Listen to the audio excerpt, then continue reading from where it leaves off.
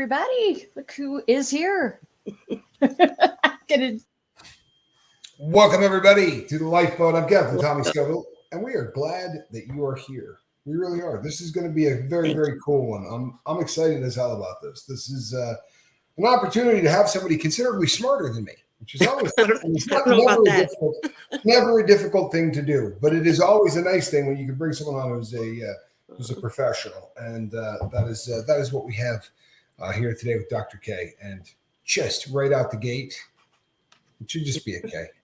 Right, yeah. just right from Jump Street. I'm already to make it easy. batting 1,000. I'm already batting 1,000. It's Dr. Just K. Dr. Just K. So today, what we're going to do is you're going to have an opportunity to chime on in here today. We're going to pull some people onto the show, and this is an opportunity outside of just addiction. If we look realistically, the vast majority of us probably have something going on, and addiction. You would agree. Mental health plays such a huge part in addiction. It is the linchpin of so many people's relapses and so many people's failures, and on the other side of it, so many people's successes. Yeah. Because when you start to deal with the things that got you, the things you were trying to drug away, when you start to really peel that back and you start dealing with those things, it's not just that your sobriety becomes more rock solid, because make no mistake, it's going to become more rock solid. But far more importantly is the fact that the rest of your life is something that's going to become, yes, Heather, absolutely, I can. Sorry, peeps, but it's going to be something that absolutely changes your life for the better. And I think it's, we spend a decent amount of time on the boat talking about mental health and mental health issues, because I do believe, well, and you're a professional in this, is that your experience as well, that so many people who are struggling with addiction also have mental health issues? Oh yeah, I'm a licensed psychologist, and I absolutely believe that's part of the reason I think addiction occurs. We're lonely, and then on top of the loneliness, we want to numb away the pain. We're self-medicating, and once the drug is gone, well, you still got that pain there, and you have to deal with that. That's where relapse might come in or something else. But you've got to deal with what's going on at that moment. And that's what I love about this show, is because we're talking about that, the different reasons that you might relapse, what's going on. And it's an opportunity for people to express themselves. I think that I go back to this all the time, that the opposite of addiction is connection. It's something I stole from an author that I think is just Johanna Hari. Yeah, it's exactly. I love him. He is absolutely my favorite author, and he's not even a psychologist. I love him. See, yes. I told you that she was smarter than me. I come on here every time I bring this up. I say I stole this from an author who is far more intelligent than me, and I struggle with the pronunciation of that name mightily. But you did a good job.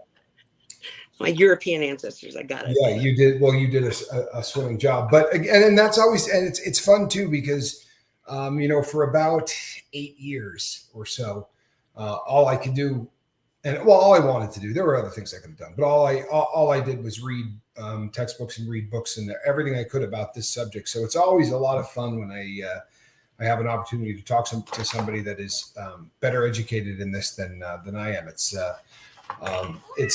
It's exciting to learn, and it's exciting to listen to, and you know what? This is such an informal setting. And before we roll, even though it scrolls across the bottom of the screen, I do want everybody to realize that, you know what? This is not your doctor, but this is a place where we all have experienced so many of the same things, that the advice that is given here is something that I would absolutely listen to. However, nothing ever takes the place of your doctor's advice. And we recommend that before you make any life-changing decisions, albeit medication related or even rehab, the best case scenario, always 100 out of 100 times, is to talk to your doctor before you roll into it.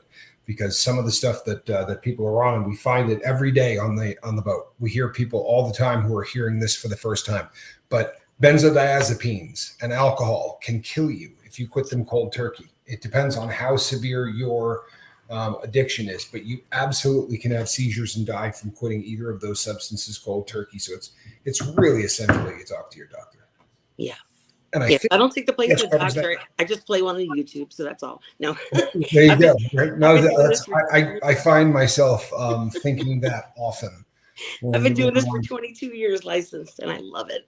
My specialty is actually, believe it or not, I don't know if I told you, it's kids and adolescents. I went to awesome. school for that, so I understand men completely. No offense, no. I'm kidding. Men always say that to me. Okay, well then you can help me. I'm like, why? Because I deal Men with take it. okay, Yeah, but men take it. I've had That my own. actually makes a lot of sense to me, Doc. It Yeah, really, but, it really I've had does. my own struggles with addiction, so this is true to and dear to my heart. So when people talk to me about addiction and depression, sometimes I stop people and I say, you don't have to explain it. Been there, done that. Well, And it that's makes huge. people feel so much better. And I Oh, was trained, don't do that. Don't talk about your personal life. I don't go into details, but I do tell people I had an addiction. I do tell people I know what depression is because everyone comes back with, well, now I know that you get me. You're the right. only doctor that gets me.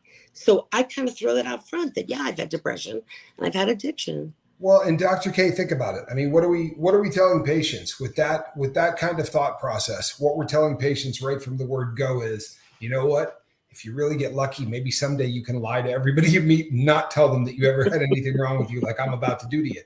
Because very often things like this happen. I remember working one-on-one with counselors who then would slip, 4 or 5 months into something and make a comment that you would go, oh man, this person had a habit.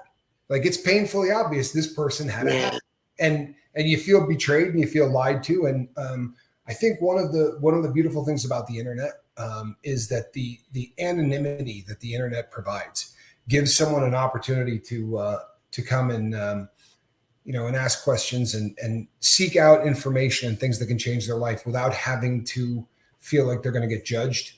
Yeah. Because I mean, that's just what you said right there. I was trained not to tell anybody that I had ever had a problem and not talk Yeah. about my personal life.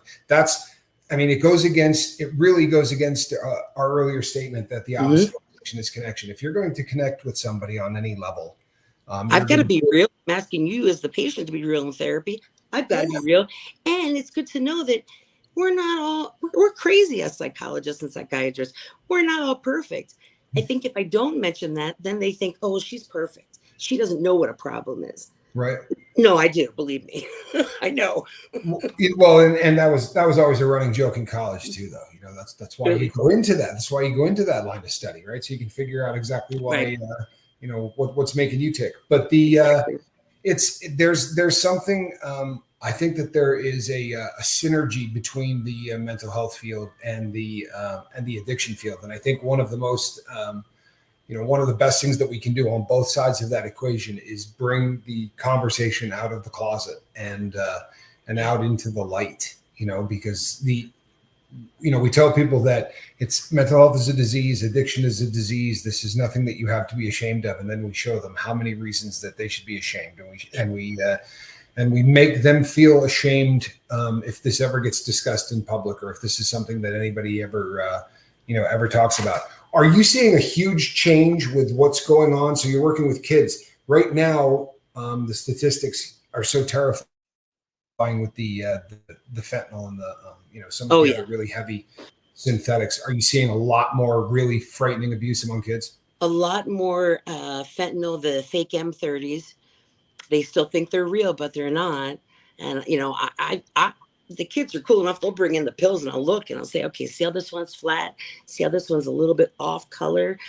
I try to describe it, and Yeah. then kind of hard to find the bars anymore. But Xanax was a big deal too. And I try to explain to people, I'm not going to tell you not to do drugs. I'm not going to do that. But I want you to be aware. I just want you to know that at 14, an adult taking fentanyl and a benzo together is probably going to die. And you're Right. 14, so you need to know. So I feel like I'm educating, and because I'm not coming from judgment, they listen. It's almost terrifying to hear you say that there are still people out there that can talk themselves into the fact that if they're seeing a pill that says M30 on it, that it's a perk, because Yeah. there just aren't. I mean, it's thousands, if not 10 to thousands of counterfeits for every real one. It's gotten to the point where, I mean, that's how those things, that's how all of that drug is coming in. And there's never been a wave of drugs in our country. The crack wars of the 80s and all of the stuff that went on it's nothing. Nothing compared to this. And they look just like the rock stars. So unless you got them at the pharmacy and it's that Mylan brand or whatever, I wouldn't trust it at all. I wouldn't either. And heroin is a huge thing here in Las Vegas. You know, you're going to spend, it's a little bit cheaper for the pills out here. I'm from the East Coast. On the East Coast, maybe for a real 30, it'd be 50 or $60. Here it's $1. It's about $1 a milligram. So it's $30. But a bag of heroin's $50, and that gets most people high all day. Right. So are you going to spend $200 a day on pills, or are you going to spend $50 and do heroin? And that's the change I see. Heroin was something that adults did. I rarely heard about it. It was kind of something the hardcore rehabs dealt with. I see it every day in my office that people are getting high. I smell it on them that they're smoking it. That vinegary smell that's just very, very, very distinctive. Are the majority of them smoking it? Smoking it. Well, majority are smoking, but when they start shooting is when I stop seeing them, because they're not coming in anymore at that point. Right. They don't want to get better at that point. They just want to get into the drugs and get numb. Yeah. And that's what I see. That's been my experience over the years, that the progression gets considerably worse once you go to the needle. It's a point that I think is kind of essential. A lot of it has to do with ritual. You know, that I've heard theories from people that, you know, where they say, well, it gets into your system so much quicker when you shoot it. And the fact is that's actually not the truth. Yeah, smoking it is going to deliver it into your body faster than anything.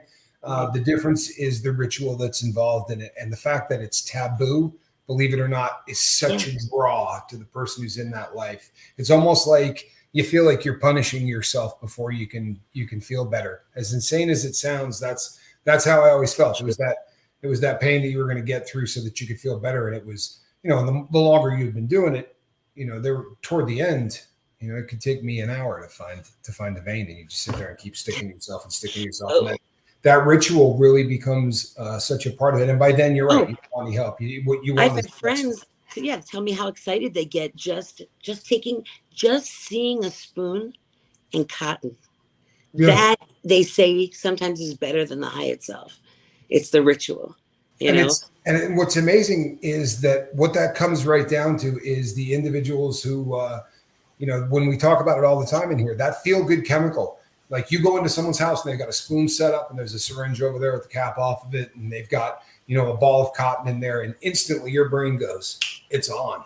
Right. And it releases all of those feel-good chemicals. Everybody that's ever been addicted to something with physical dependence will tell you that 9 out of 10 times just the act of it getting dropped into your hand, you know, is enough where your body goes up. And, you know, for 10 or 15 minutes, that buzz is as good as the one you're going to get from the needle. And the longer you do it, go ahead. I just wanted to say, my drug of choice was prescription pain meds. So for the long time, every time I walked by the pharmacy, if I was in the grocery store, just walking by the pharmacy. Sure. Sorry, I just wanted to add that. No, I'm glad that you did it. And if you think about it, it makes perfect sense, because once again, it's all part of the ritual and the routine. And it really is just a ringing endorsement of what we always talk about, that it's a malfunctioning reward center of your brain. And those memories, do you know what I do now? I feel the same way. I now have a pharmacy that delivers to my house. Wow. Because I do it because exact same feeling as Heather Joy. I go to a pharmacy and it's on, you know. I used to get my prescription for my Xanax, 2 milligrams, 3 times a day. How could I function? You know, and then I would get my 8 Roxys a day, plus my Actique lollipops, blah, blah, blah. So she's right. Just going to the pharmacy is a trigger. You were getting all of that and suckers? Oh, yeah. And fentanyl patch, 150 milligrams, and 6 Vicodin, 10 325s, all at the same time. It's amazing. It's amazing that you never stopped breathing. I took it exactly as it was prescribed. What a cocktail. It wasn't until things just started, my private practice started going down, things started going down. And my doctor said, no, you're on the right dose. And my parents and my husband asked me to see another doctor. And I did. And I saw 2 other doctors, and they said, you're on enough to kill you. Yeah. That you're walking and talking. So I tried to get off of it slowly, but these doctors, I mean, they were like, well, in a year and a half, we'll have you off. Like I went off today. Right. There's tapering off, but a year and a half. And just so that the layman, the lay person that doesn't have an idea of just how unbelievable that cocktail is. When you get a fentanyl patch put on you, it's a transdermal delivery system. So over the course of about 72 hours, and in some of them it's longer than that, but it is going to deliver a constant amount of the drug into your body for that duration of time. Stacking another drug on top of that, right, is not a good idea, because anything else that is also a respiratory depressant. Yeah, the Rockasset. Then I was on the. Well, how about the Xanax? The amount of Xanax that they wrote you a prescription for, 6 milligrams a day. Same doctor. That's people. That is such an unbelievable amount of Xanax to be able to function on, but to mix. And I wasn't doing it. Like I would go to work, I wouldn't do it. But boy, the second I got off of work, I did, and it became a dependency. Oh my God! Yes. And then it led into addiction, and I'm mad. I'm mad that whole thing happened, but it's okay. This is such a great point. It's such a great point, though, Dr. K. It really is. My doctor was my drug. Yeah, was my drug dealer. Sorry. I think this is huge. You're not an uneducated person, but so often, and I think the number of people on the lifeboat who are shaking their head like this right now, because so many of us got into a situation with a doctor where we didn't understand how to be advocates for ourselves. Because let's be really honest, there's almost a God complex kind of a thing. You know, when you go to your MD and they go, here's a list of the crap you need to take. Like even with my heart, with what just happened to me, like I'm looking at these things, and every single one of these drugs slows down my blood pressure. And my blood pressure is like 119 over 70. Wow. You know what I mean? Like you slow that down too much more. So now I'm questioning everything, but yeah. I didn't. And the same thing that happened to you happened to me. I was getting 12 OxyContin 80s a day from a doctor. And I had no idea how ridiculous a prescription that was. And I always say now that MD stands for my deity. You know, we think of these doctors as gods, and MD, my deity, and they're not. And they're not the know-alls. And I was on a huge amount. Yes, I did come in the next week and complain, or the next month. I'm in a lot of pain, but I couldn't function. So, I mean, I ended up, getting out of my private, not doing, and I wasn't taking them at work. So I couldn't do more than like a 4-hour day at work. I'd get sick. So I'd be sober at work so I could go home and take my medicine so I wasn't in pain. Just ridiculous. So I just want to inform people out there that, it's just a slippery slope out there, that things are different. And you better question your doctor. You really need to have that right. Yeah. Not only do you have that right, but we live in a world today that, there's so much that goes on with big pharma and the things that they do to encourage doctors to write prescriptions. And, they were supposed to have cleaned this up a long time ago. And the truth is they're never going to clean it up. It's just too much money. It's too much big business. And you really have to advocate for yourself anytime they start. And when you get into the pain management, like when you get up to a point where this is what a doctor does, they're ready.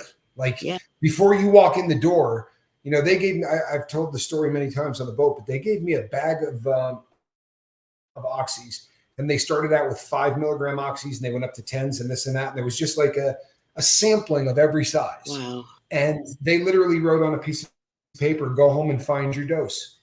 Keep eating these things until you figure out how many a day it's going to take you to not feel any pain. And this was in the 90s, in the time when they really believed every patient had a right to feel nothing of discomfort. And it took 12 a day for that to go away. And she didn't hesitate. And she's like, and in case you get breakout pain, here's a vial of morphine sulfate that I would put under my tongue. And then Liquid. I had 6 syringes for preloaded injections of Demerol for breakout pain. But yeah, again, just incompetency. Like, this is a doctor that probably should lose her license. Yeah. But this is what everybody did. This was a time where that's just what a pain management, doctor did. They gave you, it was like, if you were an opiate addict, it was like going to Disney World. Yeah. You know what I mean? Like, you could recommend things, I would hey, Dilaudid, because that's worked real well for me in the past. And they'd go, yeah, we can try some of those. Opana was my favorite. So, Opana, of course, I got 40 milligram Opana. Yeah. For those who are not familiar with Opana, this was Dilaudid's version of 8 times stronger. OxyContin, right? So OxyContin is a Percocet time released, and Opana was a Dilaudid time released, and it is an ungodly amount of the drug. And they were just they went in front of Congress shortly after Opana came out. And doctors went in there and said, there is no reason in the world to create this drug. Like, there is not a need for this drug to be on the market in this strength. And it went away. But it was definitely the drug of choice for anybody with a dependency on opiates. Yeah, and it was very interesting because I did some pain psychology for a while. After I got clean, I thought, well, I know so. So I became a pain psychologist. So I worked with adults, and the doctors would refer to me, and they would refer to me the people that came up on their P test, like meth. That was the big thing here in Vegas, meth, not heroin, but meth. And then I was supposed to do therapy with them. Well, I would get them to the point where they no longer needed their medicine in such large doses, and they would slowly titrate, get off. The doctors got mad at me. Every time I help someone get off medicine, the doctor said to me, you're stealing my patients. And I got fired. That's here in Las Vegas. I got fired because I was helping people get off their pain medicine. Isn't that remarkable? And be the best person they could be. Yeah. So that happened here in Las Vegas a couple of years ago. I'm not in any way surprised by this, truthfully. Not in any way surprised by this. And again, I hope that this comes through loud and clear on this video, because again, it's a point of having to be your own advocate. And on top of that, it's the realization that there's a ton of money in treating anything, but there's not any money at all in curing things. If a person walks into your office and you sit down with them and you offer them help, or you offer them help for free, right? I'm sure that what we do here on the Lifeboat, I really believe that this is the future. I think that eventually there are going to be hundreds, if not thousands, of channels that do this, and there are going to be opportunities for people at all times to go and catch meetings and do them online, and they're going to hate it, and they're going to crap all over it, because God forbid you can treat somebody for something and not make money at it, right? That's just sinful, right? Yeah. Every once in a while, I throw on the conspiracy theory tin hat. And you know what? It's really difficult not to. But I started doing a deep dive. You should look and see how many presidents haven't died from cancer, right? If you just look at the number of people that get cancer, right? And what percentage of people walking this planet get cancer. And then look at how many presidents don't get it. And if they do, they survive it. Yeah, that is interesting. I'm sorry. Just a quick bout of paranoia. Oh, I wish I could see what people are tweeting. Tweeting, listen to me. What people are saying. I can't see the bottom. You know what I am seeing is some people that were talking. I saw a comment that said, I'd rather be addicted to kratom than pain pills. Says Ian DeBow. And you know what? There's kratom, as I call it, on the East Coast, they call it kratom. On the West Coast, we call it kratom. That's addictive. It's hitting the same opiate receptors. It is. Absolutely, it is. The doc's right. It's the MU receptor that attaches to. But and here's the deal. Like, I have received emails and comments very recently, from people who are experiencing some very serious health trouble, and I'm actually going to try to get one of them on the boat. And according to the doctors that this individual saw, all of their health troubles are from kratom. Kratom. Just put one pinky in the air and say kratom. Yeah. But whatever it is you're taking, it is absolutely a drug. I think I would rather be addicted to buprenorphine, or maybe one of the medical assisted treatment forms, or best case scenario, not to be taking anything. But yeah, I think a lot of people view kratom or whatever it is. They view that stuff as some kind of a miracle worker, and I think that in a lot of ways. It may be better for some people than the alternative, but I think in some cases it might not be. Well, in a lot of cases, if you want to get off of your pain medicine, you can take kratom, and you won't have as bad of withdrawals. The problem is, after about 2 weeks, your body is going to be used to the kratom being bind to the opiate receptors. So that's the real thing, is you can't really do it. I mean, my recommendation is no longer than 2 weeks. That's what people say. Anything after that, it can become addictive. People are starting to go into rehab here in Las Vegas for that. I mean, that's becoming, and that's huge with the kids, because they can just walk into you have to be 18 in a drug, a head shop. They'll just give them kratom, no big deal. Right. How about alcohol abuse among the kids? Is this something that is? Would you say it's gotten worse, better, hasn't changed? That's a great question. I think drinking is always there, but it's almost like that's not cool anymore. It's cooler to do the hard stuff.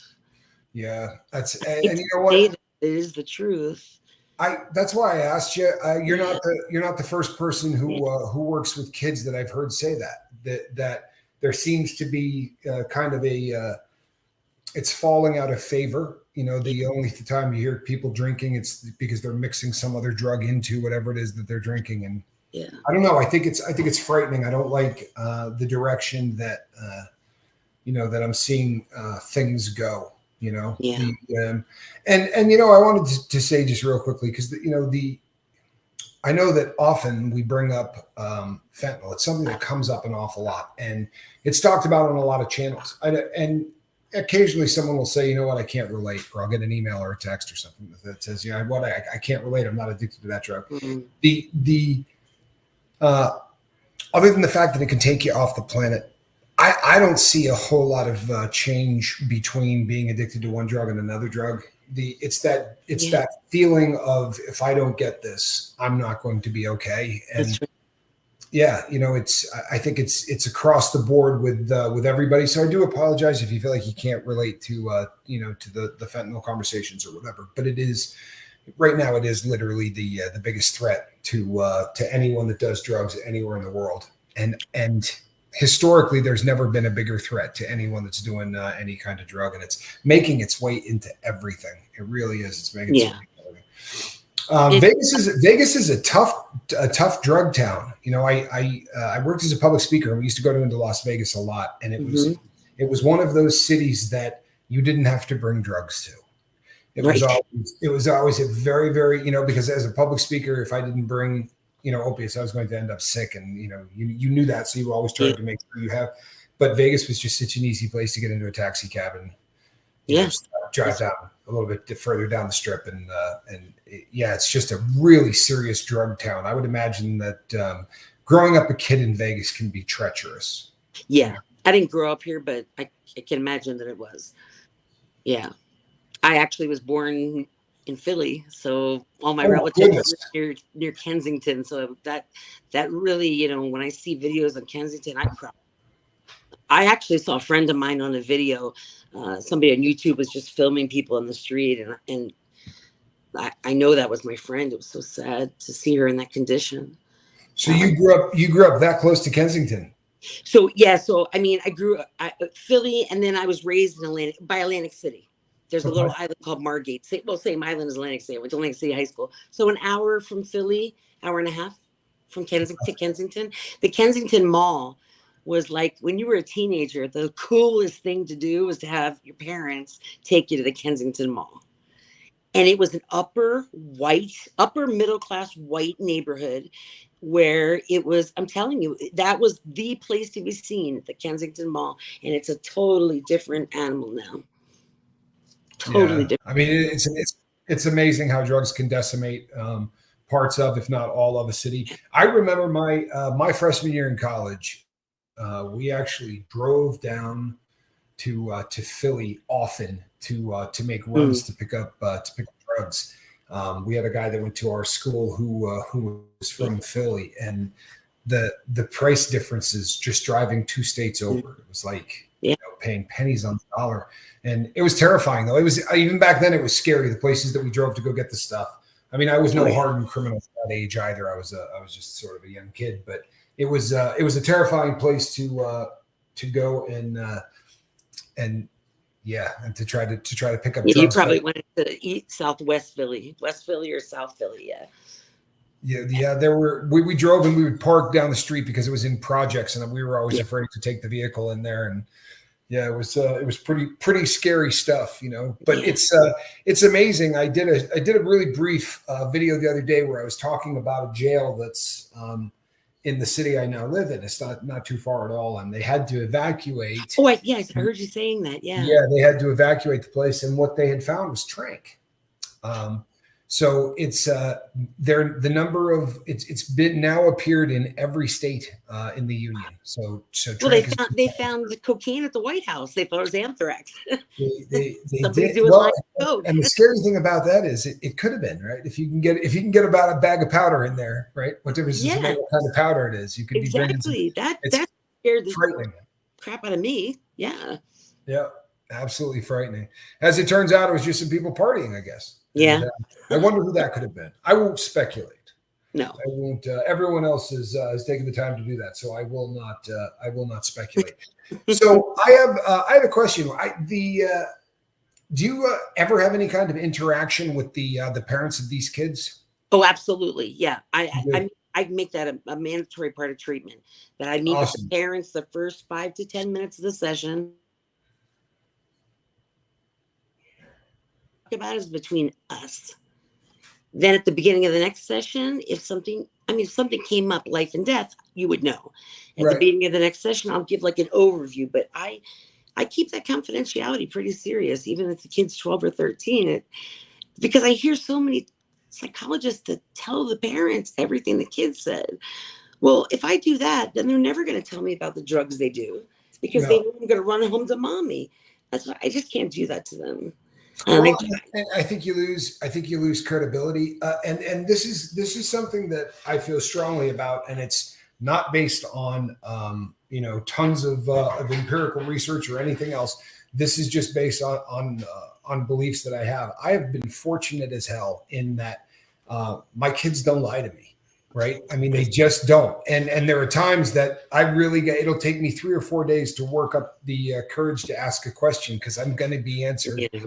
They're going to tell me the truth. And it's a frightening thing, but I've come to believe, and I've watched this through some people that have adopted this technique from a very young age when I started talking about it the first time. But open communications about what goes on in the world, and open communications about drugs, not lying to your kids. I think that what you're just talking about right now, giving them a bit of confidentiality so that they know that they can be honest. Yeah. The hardest thing in the world for most people struggling with anything having to do with these substances, whether you're just trying them, whether you're addicted to them, right? The biggest thing is that there's this huge cloud, this cloud of judgment that hangs over the head of everybody, right? If the kid's doing drugs, the parents didn't raise him right? Everybody starts, having those kind of conversations. And it's been my experience that fantastic parents raise drug addicted kids.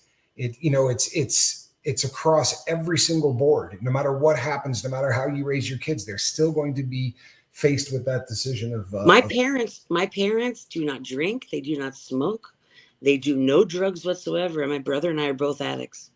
Yeah. I mean, it really is. Well, my parents were neither of my parents ever. I mean, if my dad might have a beer once every 6 months, right, at a restaurant, and he won't even finish it. And my mom doesn't drink or anything. And yet, my brother and I, for him, it was crack cocaine. Wow. And for me, I could take or leave drugs. I did them, have no problem sharing that with anyone.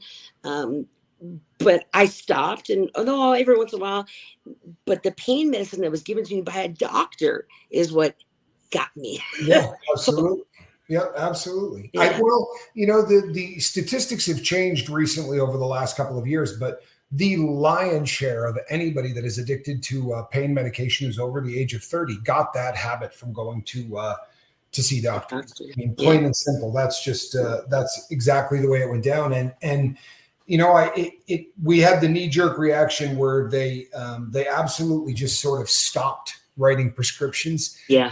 And now they just turned the spigot in the opposite direction again, because I think they realized that didn't work. And my fear is it's going to be a knee-jerk reaction in the other direction, and we're going to be back to guys writing prescriptions for whatever.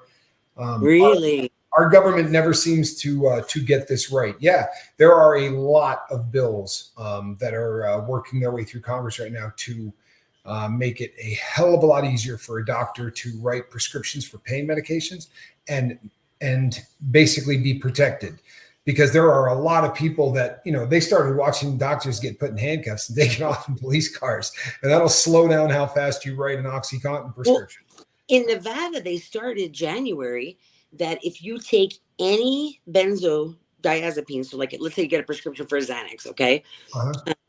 You have to now, you used to be able to go once every 3 months to see your doctor. Now, we're the toughest in the nation. You have to see your doctor once a month, and you have to take a P test if you're taking Xanax. Wow. Just like pain medicine. We are the toughest. We're always last in everything. But this one, we're number one. Nevada's number one on that. So yeah, you have to take P tests and everything. Right. It used to be 48th in education, but we're number one in making sure you can't get your We're Xanax like 50 in education, right? We're number one on handling Xanax. So that's fantastic. Crazy. Yeah. It's a very unusual state. Now that I've left, I will share something because I know that you can back me up on this. As crazy as this sounds, people, because there are more hotel rooms in Nevada, right, than there is in the rest of America. Nevada is just, you just see hotels that are as big as, and there's one right after the other, after the other, after the other. So it is just the land of hotel rooms, and there's a tax on every single room that goes to the state of Nevada. However, they make more money off of fines and probation fees than they make off of all of those taxes. You want to talk about a state where it's a running joke, and every state says this, right? You come on vacation and you leave on probation. Well, that is Nevada. Yeah. So many people that come out to Vegas get hemmed up, wind up in jail, catch a case, and now that all of those fines and all of the things that go along is associated with that. It is their biggest moneymaker, which blew me away. The first time I heard that, I was like, "There's no chance that's true. It's got to be gambling, right?"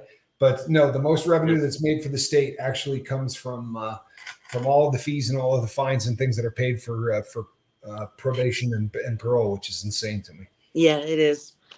It is a very unusual state that you live in. I lived there for a long time, and I'm a big fan of Nevada. I really am. But it is. Yeah, I was commuting to that residential treatment center for kids with substance abuse and mental health issues in Hawthorne. So I was driving 6 hours every Sunday, and then I was driving home on Thursdays. It just became, after 7 months, it was too much. I couldn't do it anymore. Good Lord. So 5 hour a day commute. 6 hours. Well, 6 hours, and they gave me because I'm in the end of Henderson, so they gave me a little tiny studio room.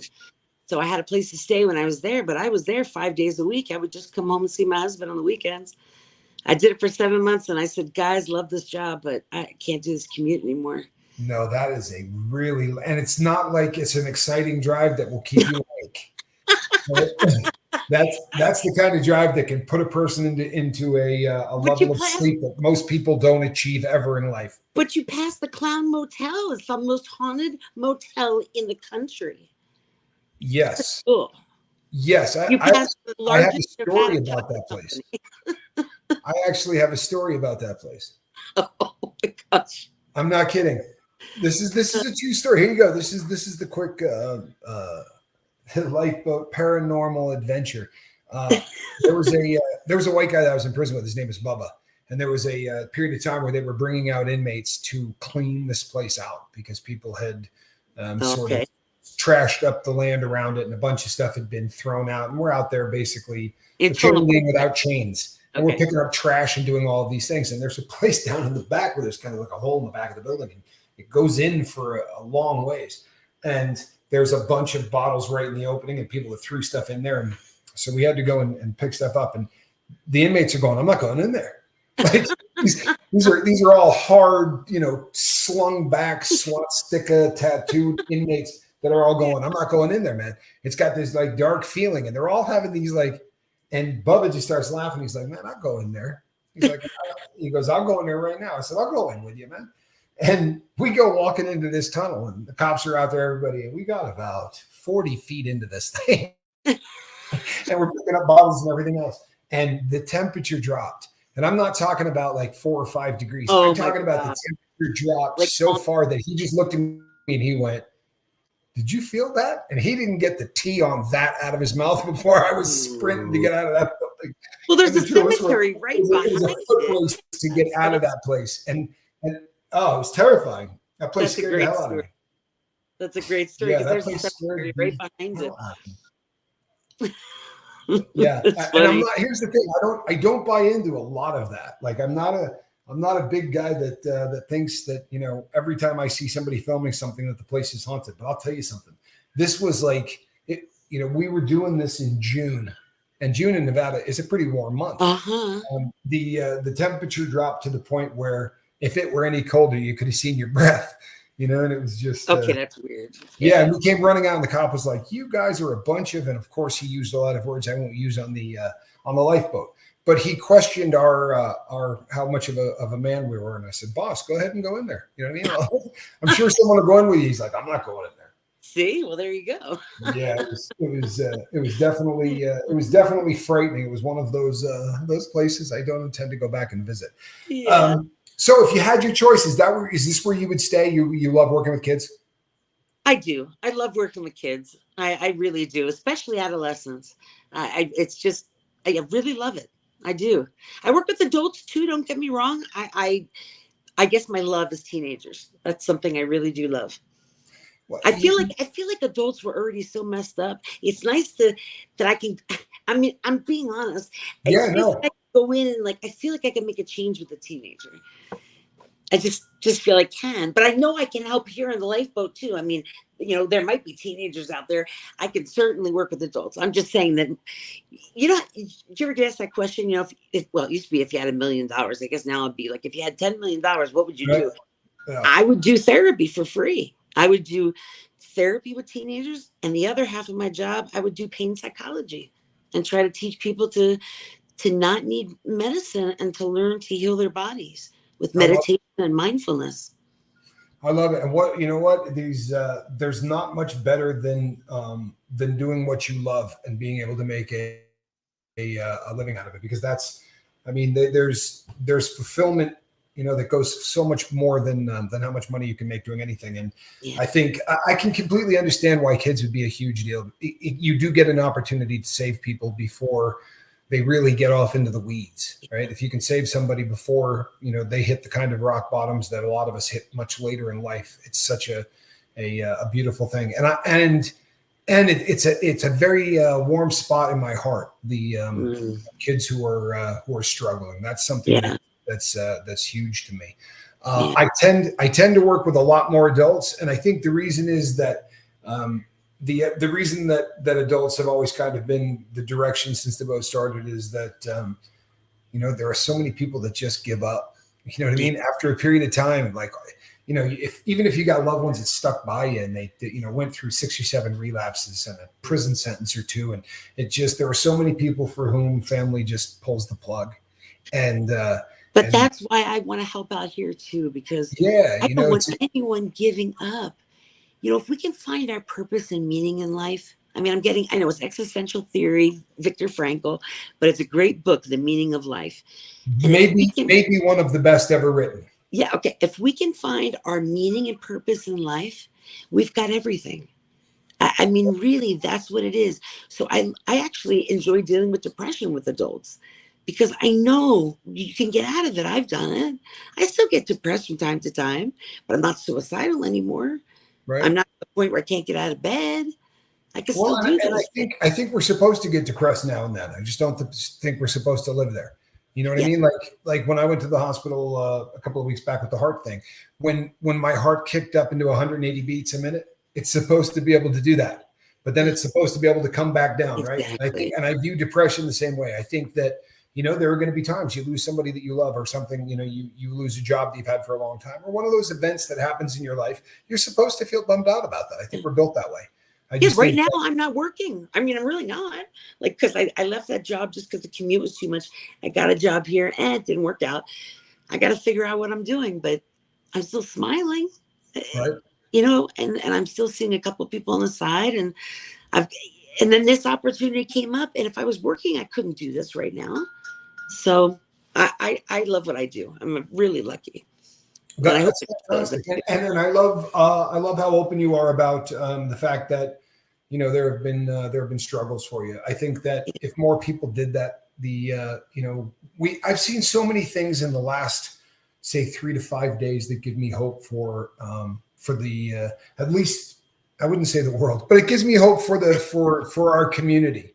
You know, having people reach out to me and say, you know what, I found your channel. I don't have a problem with drugs at all, but I've got a family member who does. And we've gotten 5 or 6 of those in the last week. People that are literally just jumping out into, you know, into some things and trying to get education so that they can better support people they care about. I've done interventions. I mean, that's something that I really enjoy doing too. And I'm. Do you really? I find this fascinating. Yeah. Now I'm fascinated. I don't know how I feel about these. I do it a little different though. I don't do the show intervention. Like if you don't stop doing drugs, I'm going to leave you. And I have a really difficult time with that. Taking away love and making it conditional is horrible to me. And probably my colleagues are going to kill me for saying that. That's why I like Hari's books, because it has to be, I'd rather it be, we love. When my brother went to rehab, I didn't say I'm never going to talk to you again. I said, I love you. I want my brother back. And it hurts me too much to see you like this. What can I do to help you? He went to rehab. So I do interventions. I don't do where the parent reads a letter and then says, okay, well, if you don't go to rehab, you're on the street, you're homeless. I don't do that. We love you. That kind of tough love kills people. I don't think people really have a handle on this. You know, I get letters from people on an almost daily basis that says, well, I believe in tough love. You know, if that were my kid, I would have thrown him out. And the number of kids who die while they're out of the house on tough love is terrifying. You know, and it always sounds like a really good idea. And when it's not your kid and your kid's not in trouble and all of that, it's so easy to go, well, if it were my kid, this is what I would do. But, you know, to get a phone call that says that they found your child somewhere because you decided that love in your estimation was to push somebody away. Tough love is, you're not doing this dope anymore ever, right? I'm going to hook myself to you like you know, side to side, tied with a 6-inch rope until you get it together. I'm not leaving you. I love you. I'm sticking with you, but you're not doing this anymore. You know, I mean, I think that kind of tough love from parenting, I've seen so much better over the course of the time that I've been doing this, and the people that I've met, that kind of, when you lead with love and then the tough part comes, you know what I mean? But, you know, like I have been an advocate for a very long period of time of take the door off the hinges, right? Yes. Take the bedroom door and the bathroom door off the hinges. If kids are doing dope in the house, you know what? Take the door off the hinges. That kind of stuff is that some kind of right that you have to give to your kids? No. Their door is gone. If you can't trust them with the door closed, I guess they don't deserve a door. Well, and that happened. I mean, I've given this advice to people in the past who have had some success, and it sounds extreme. It wasn't like the person said to me, hey, you know, my kid smelled like weed. And I said, hey, take those doors off.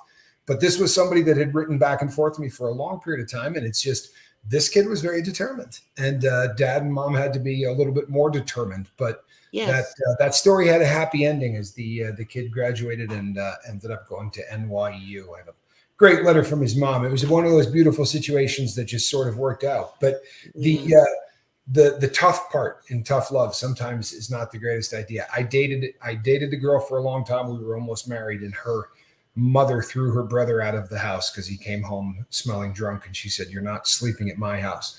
And almost a year later, he was found. He had fallen through the ice, apparently, walking home or walking away from his home. And they never found the body. But when they did, he had, and it destroyed this woman. This woman's never been the same. Like, she's just never been the same. But, she had been brought up with the concept of tough love. And, she thought she was doing what is best. Man, if it's my kid, I want him under my roof. I just think it's horrible. A lot of crap the next day, but I want him under my roof. I really hope that process changes, because I think that is so dangerous. And it doesn't help addicts at all. We need that connection, and you're going to take everything from us. I don't know. So anyway, that's not how I run interventions.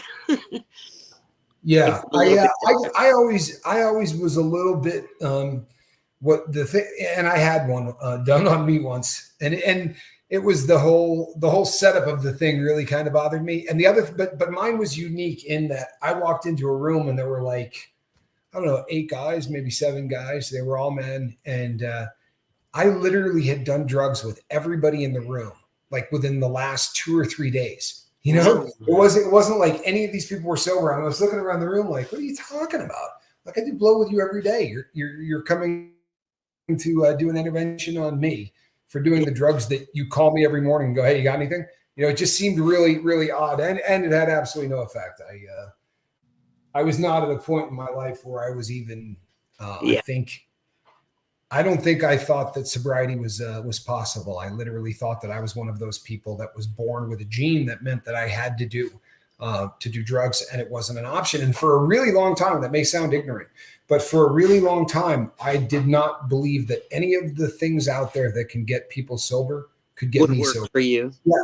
I thought, Doc, I was the exception to the rule, and I believed it. Most people do. Yeah. Yeah. That was the biggest stepping stone, I think, for me. When I came to the realization that, not only was it possible, but there were people out there that had actually done more drugs than I had who managed to get sober. I met a couple of them, and it was kind of life changing. I remember talking to this guy, and he looked at me and he's like, "Yeah, did you use 3 cc syringes?" And I was like, "What?" Like, this dude was doing so much dope that he couldn't get it in a regular. And there were times I used a 2, and it just, you only use like this much of it. This cat was doing 3 cc syringes and really had an incredible story. But once you start to believe that it's possible, once you start to believe that you can put this life behind, I don't think that there's much that you can't do. Yeah, that's true. And that's kind of the I think the driving force behind the lifeboat. But you know what? This was fun. This was an opportunity, I think, for everybody to get a chance to meet you. When everybody to meet me, and I really like you to come back next Monday. And I'd be honored. Honestly. Yeah, and let's do this again. And I think that over time we're going to have some people that. Hey, Swiss Babe, good to see you, bud. Remember, 7 months. Today is the kind of just getting to know me, make sure that they could trust me, and any questions you have, ask away. And what I'll do is, I don't have like a YouTube site or anything, but maybe I'll post something so people can write me questions, and I can prepare before whatever they want, or if they send something to you. If anybody does that, if anything comes over to sober@myyahoo.com, I will pass it directly on to Dr. K. I'll forward it over. So that is a possibility. If anyone wants to do that, that would be fantastic. But this is fun, and I like the format. I like it too. I do. I know. I can't believe how well we get along. We've only spoken a handful of moments. Yeah. We and for those, this is a good one too for the really old timers on the boat. You may remember Dr. K. Dr. K called in on a show that Mark and I did. That's right. Had to be like a year and a half ago. It was a long time ago. I was sober for 1 month. So it was, I'm 13 months. The 17th was 13 months. So yes, 13 months ago, a year ago. Yeah. Wow. Yeah, I'll be damned. So yeah, about a year ago, this time last year, we had Dr. K that, came on, and it was funny too, because we had about 2 or 3 people on, but nobody came on camera. And Dr. K came on, and we weren't sure whether she knew she was coming on. And it's always kind of a panic because you don't know what's going on. And if the person doesn't know the camera's on, it's always a bit of a frightening thing, for all we know. But once we realized that she knew she was on film, we had a great conversation. So it's good that we're linking back up. I love it. Yeah. Yeah. So I found you just like everybody else did, and you've helped me tremendously. The entire boat has helped me tremendously. It's very cool. I love that. I love hearing that. Yeah. So whatever I can do, but Heather, we can't hear you, hon. Oh, I can't. Heather, we're not hearing you. Let's see. Do we find an unmute? Heather's like, why? We had you last time. I'm still not hearing you. Yep. Can you hear me now? I can hear you now. Okay. Would you like me to post your email, Dr. K? Yeah, but it's a long one. I feel bad. I should get a short one. Okay, I've got it. Okay, I'm gonna say it and then I'll spell it. It's Dr. Melissa Kolodner at gmail.com. So it's DrMelissa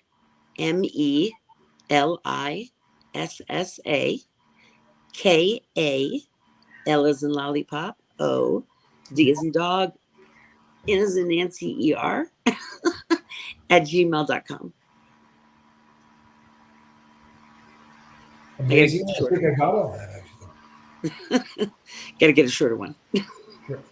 You know what? It gets tough. Back in the day, I mean, you could get short emails. It's getting a little tougher these days. Yeah. But this is a fantastic opportunity, and I'd love to come back. And if anyone has any questions, I'm an open book. I can talk about my depression, my story of addiction, anything that will help someone out there. I'm willing to do. If I can make the difference in one person's life, I've done my job. That's how I feel. Well, and you're and all of the the books that were brought up here today all excite me too. The Viktor Frankl's book is The Meaning of Life is fantastic. That was one of those books that I read very early on in my sobriety. It was on my required reading list from the guy that was helping me get sober, and that was one of those books that literally changed my life. Like that really is just one of those amazing books. Yeah. Well done, Heather. And Heather, thank you for all of the help, not just tonight, but in everything. Thank you, Heather. Heather's smart enough to run these things, which is so good, because I'm not. I'm not at all. So I want to do a big shout out and a big thank you to Dr. K and to Heather Joy for making this happen so that I can just go up and talk, because I'm not smart. And this right here is a cat in a basket. Good night, everybody. I love you. We'll see you back next week, Dr. K. I really enjoyed this. We'll be back next week. Yeah, I really did too. Thank you so much. All right, peeps.